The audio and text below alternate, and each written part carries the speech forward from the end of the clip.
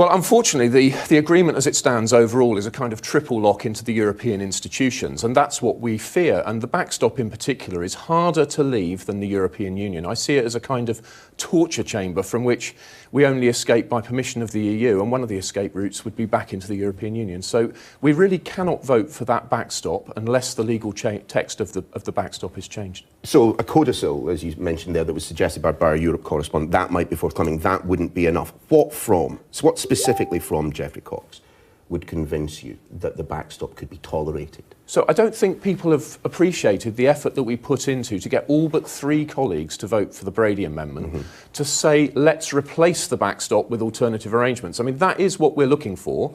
The Prime Minister adopted that amendment. The Prime Minister whipped for that amendment, committed to it, and that is what we're looking for.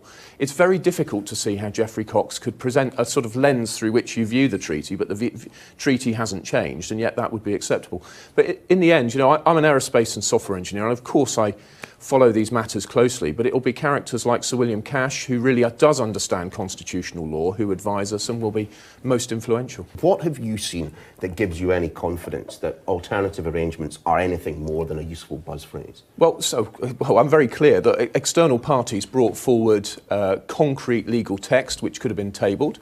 We've spent days sitting together with ministers and officials going through in detail those alternative arrangements. No holes have been punched in our proposals, and we think it is practical and reasonable to take the backstop out as it's currently phrased and put in what could be a permanent set of arrangements which would work on WTO terms or under a free trade agreement. And we think it would be in everyone's interests to have what could be an indefinite solution to an indefinite problem.